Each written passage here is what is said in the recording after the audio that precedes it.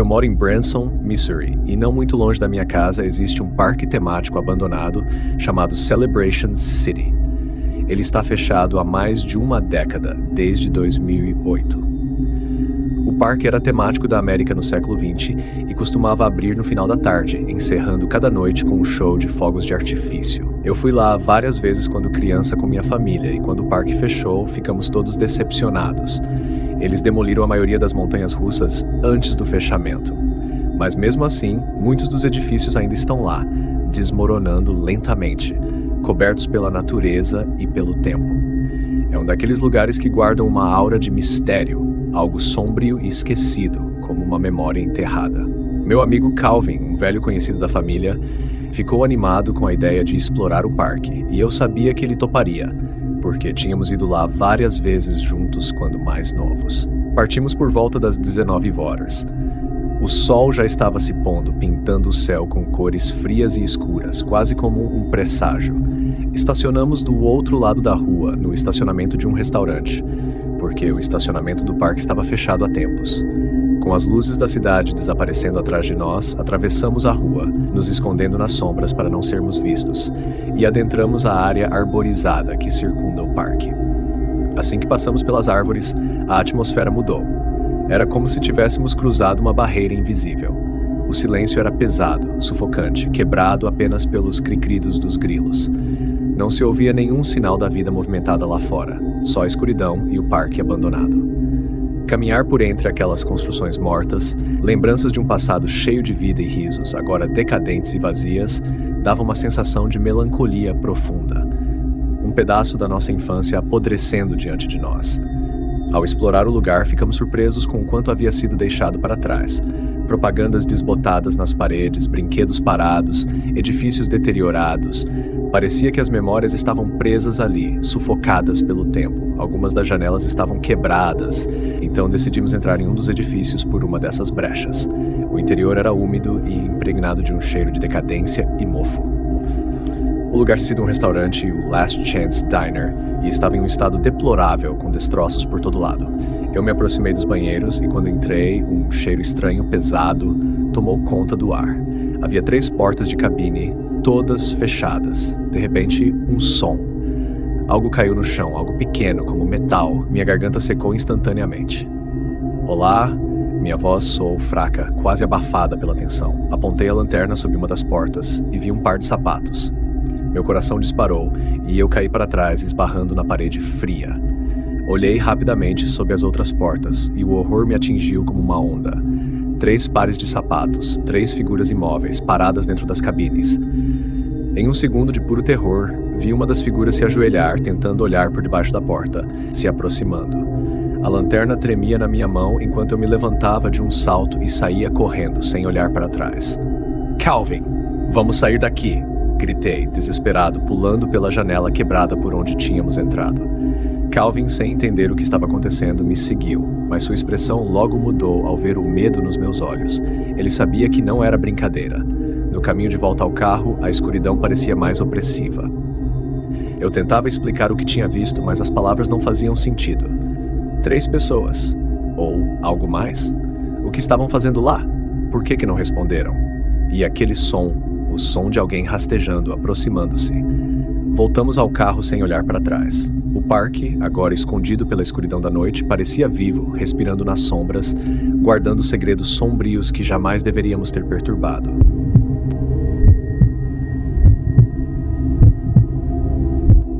Sou uma mulher de 30 anos que mora sozinha em um bairro de classe média-baixa.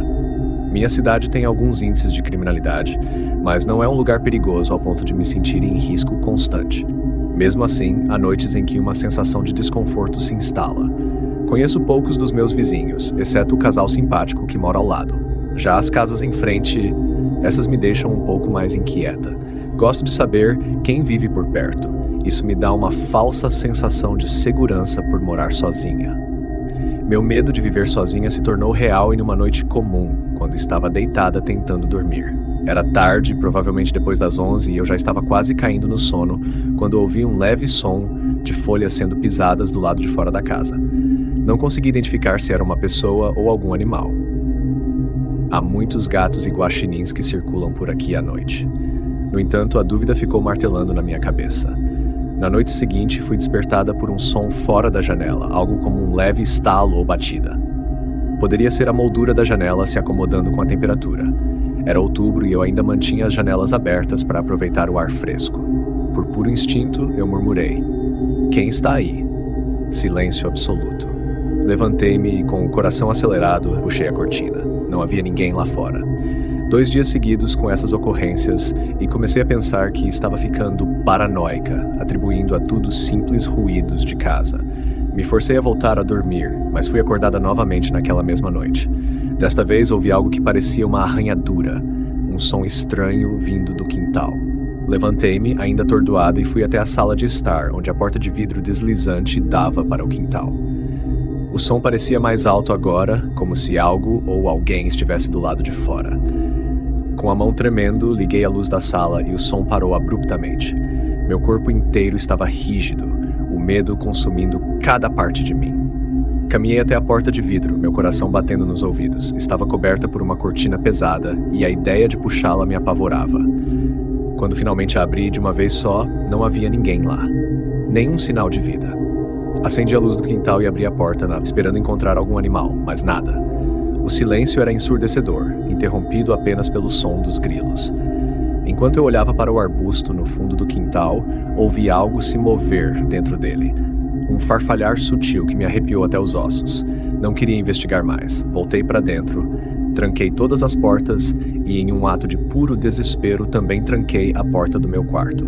Deitei-me na cama, tentando convencer a mim mesma de que era só minha imaginação. Então, houve uma batida na porta da frente. Meu sangue gelou. Ninguém deveria estar batendo na minha porta àquela hora da noite. Eu ignorei, congelada de medo, esperando que não acontecesse de novo. Se ouvisse outra batida, eu chamaria a polícia. Felizmente, não aconteceu. Eventualmente, o cansaço me venceu e acabei adormecendo. No dia seguinte, não pensei 2 vezes. Fui direto à loja de eletrônicos com meu irmão e compramos uma câmera de segurança e uma campainha com vídeo. Ele me ajudou a instalar tudo. A campainha na porta da frente e as câmeras discretas no quintal.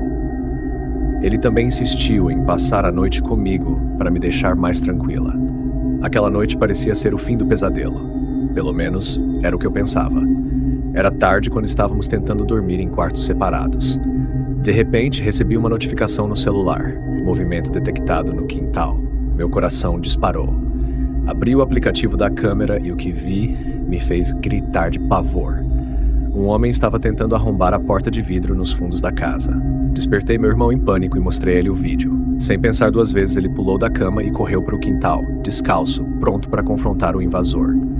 Mas meu grito pareceu assustar o homem, pois no vídeo vimos ele fugindo antes que meu irmão pudesse alcançá-lo. Ele gritou para que o homem nunca mais voltasse. A imagem era assustadora. O homem usava um capuz escuro que cobria seu rosto e luvas que não deixariam nenhum rastro. Não havia como identificar quem ele era. Chamamos a polícia, apesar de saber que pouco poderiam fazer sem uma identificação clara. Eu precisava registrar o incidente, sentir que as autoridades estavam cientes. Desde aquela noite, nunca mais tive problemas. Mas o que me assusta até hoje é a possibilidade de aquele homem conhecer meus hábitos, saber que sou uma mulher solteira vivendo sozinha. Pior ainda, talvez ele seja alguém que vive na mesma rua. Alguém que me observa em silêncio, esperando o momento certo para tentar de novo. Nunca saberei ao certo.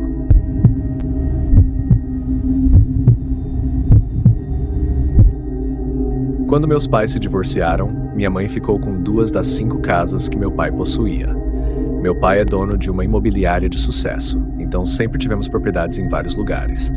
Tenho 23 anos e, basicamente, posso ficar onde quiser, mas geralmente fico em uma das casas da minha mãe, já que somos mais próximas. Naquela semana, minha mãe estava em nossa casa de praia e eu estava sozinha na casa principal.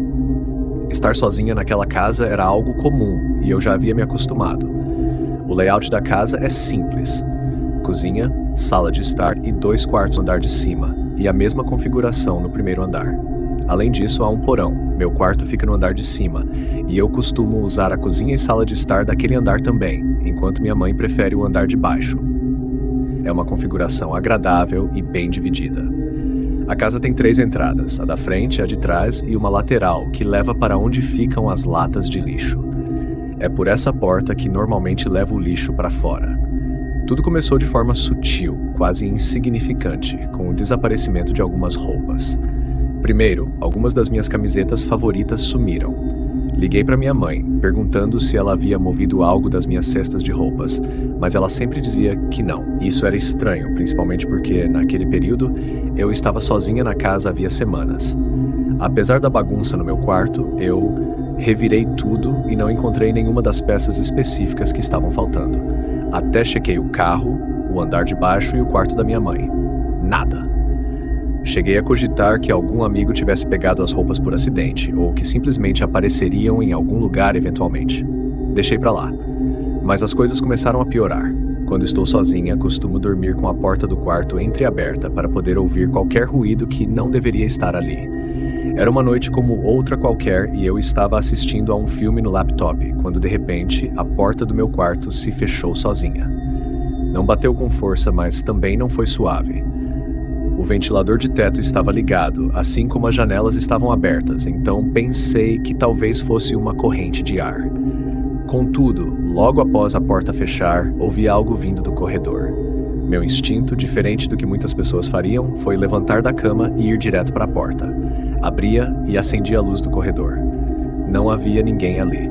Mesmo assim, algo dentro de mim insistia que eu não estava sozinha. Desci as escadas até o andar da minha mãe e verifiquei o quarto dela, a cozinha e a sala de estar. Foi então que percebi a porta do porão entreaberta. A luz do porão é acionada por uma cordinha no topo da escada.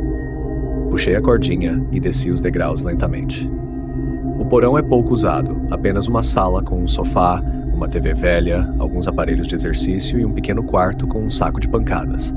O que me deixou completamente paralisada foi o vislumbre, pela visão periférica, da pequena porta que leva a um armário tipo crawl space, aquele tipo de espaço apertado onde mal dá para se mover, mexendo sutilmente. Senti o sangue gelar quando vi um braço sair da escuridão e puxar a porta lentamente até fechá-la. O medo tomou conta de mim, cada parte do meu corpo gritando para eu fugir dali. Voltei para o andar de cima em silêncio, pisando com cuidado para não fazer barulho. Peguei meu celular e chamei a polícia imediatamente, relatando que havia um estranho na minha casa. A polícia chegou em minutos, sem sirenes, apenas com as luzes piscando. 4 policiais entraram comigo na casa e desceram ao porão. Eles ordenaram que o homem saísse do armário. A porta se abriu lentamente, revelando um homem careca, de aproximadamente 50 anos, com um rosto de feições distorcidas e um nariz desproporcional. Ele estava usando uma das minhas camisetas. Dentro daquele pequeno armário, os policiais encontraram várias roupas e pertences meus e da minha mãe.